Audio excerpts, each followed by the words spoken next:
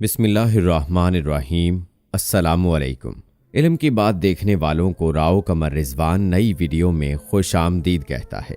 दोस्तों, आज की वीडियो में हम आपको एक फाहिशा औरत का किस्सा सुनाएंगे। बनी इसराइल का अल जरार बिन कशफ नामी एक इबादत गुजार शख्स था। वो दिन भर रोज़ा रखता और रात भर इबादत करता था। एक रात जब वो पिछले पहर सोया तो उसने ख्वाब देखा कि उसको अपने शहर की सबसे खूबसूरत फाहिशा औरत बुतों की पूजा करते दिखाई गई और इशारा मिला कि उसको तबलीग करो।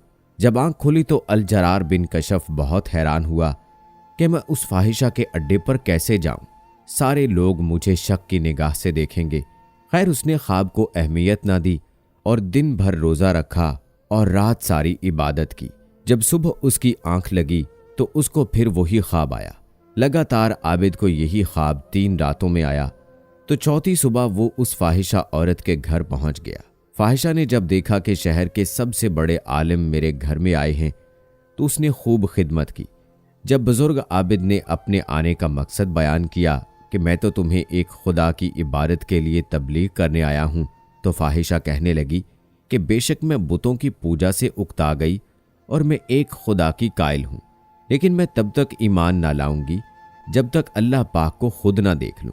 वो आबिद बुजुर्ग बहुत परेशान हुए कि इस औरत ने कैसी अजीब शर्त रख दी कि इसको कैसे अल्लाह का दीदार नसीब होगा। खैर, उस आबिद ने फाहिशा से ये वादा लिया कि अब वो दोबारा जिस्म का कारोबार नहीं करेगी। कुछ ही दिन गुजरे कि घर में फाकों का आलम शुरू हो गया। आहिस्ता आहिस्ता उस फाहिशा औरत ने घर का सामान बेचना शुरू कर दिया। उसकी सिर्फ एक ही 4 साल की बेटी थी।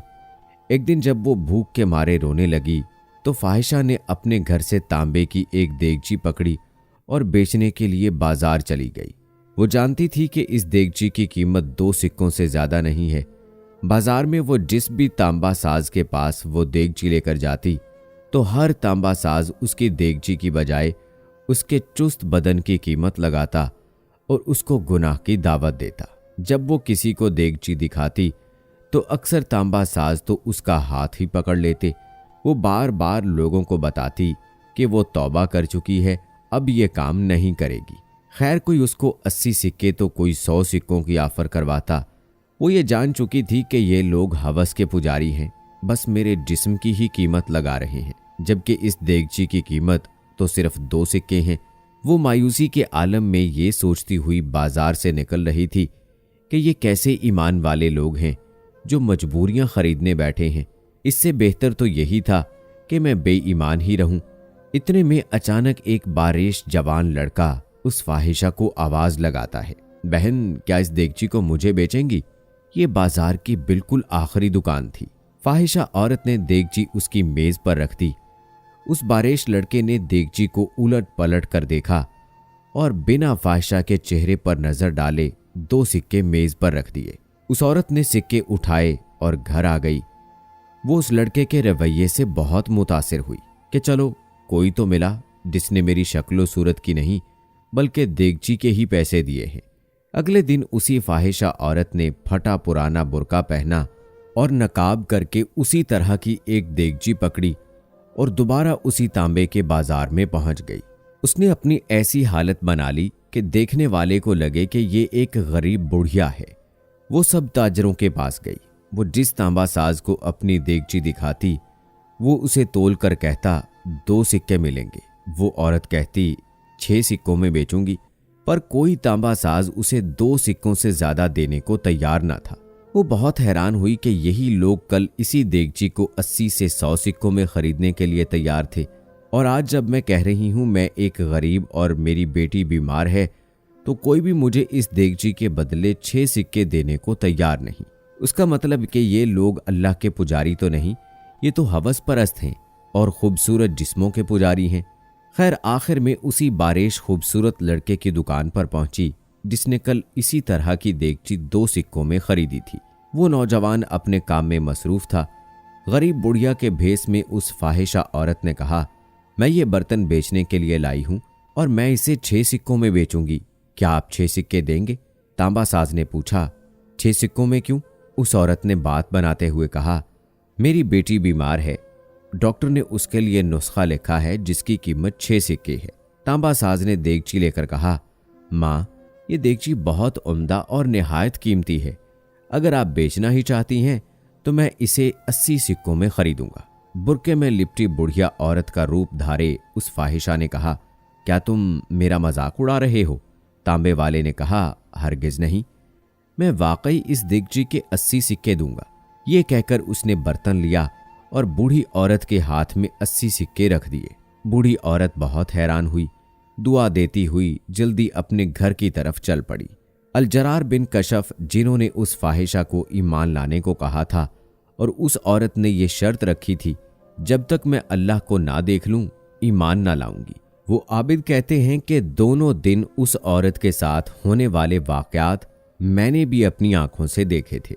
इत्तफाक से मैं दोनों दिन उसी बाजार में था जब वो औरत 80 सिक्के उस नौजवान तांबा साज से लेकर चली गई तो आबिद अलजरार बिन कशफ फरमाते हैं कि मैं उस लड़के के पास गया और उससे कहा, बेटा, लगता है आपको कारोबार नहीं आता।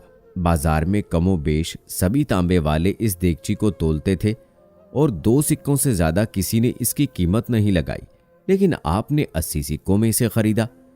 वो लड़का निहायत अदब से बोला, मैंने बर्तन नहीं खरीदा है, मैंने उसकी बच्ची का नुस्खा खरीदने के लिए और 1 महीने तक उसकी बच्ची की देखभाल के लिए पैसे दिए हैं। मैंने उसे इसलिए ये कीमत दी है कि घर का बाकी सामान बेचने की नौबत ना आए।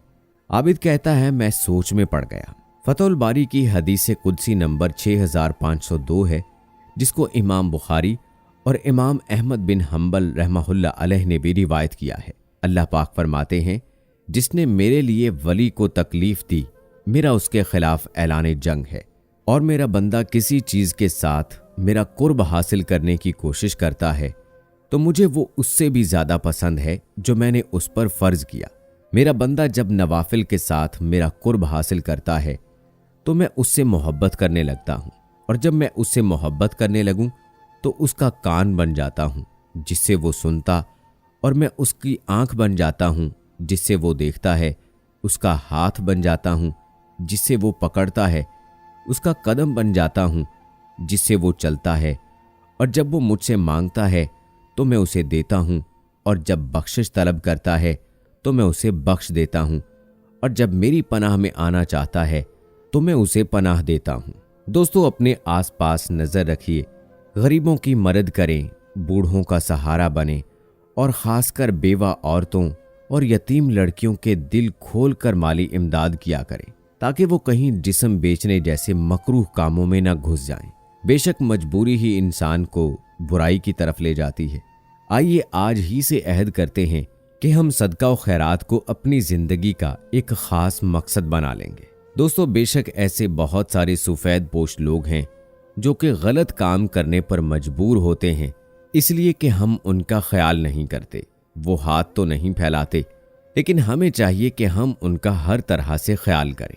अगर वो किसी मुश्किल में हो तो उनके कहे बिना उनकी मजबूरियों को समझें। जब हम किसी के लिए भला सोचते हैं, किसी के लिए अच्छा करते हैं, तो हमारे लिए भी इस दुनिया में अल्लाह ताला इनामात देता है, और आने वाली जिंदगी यानी मरने के बाद भी अल्लाह ताला उसका इनाम देगा। उम्मीद है दोस्तों कि हमारी आज की ये वीडियो आपको पसंद आई होगी। इस वीडियो की पसंदीदगी के इजहार के लिए इसको लाइक करें, शेयर करें अपने दोस्तों के साथ।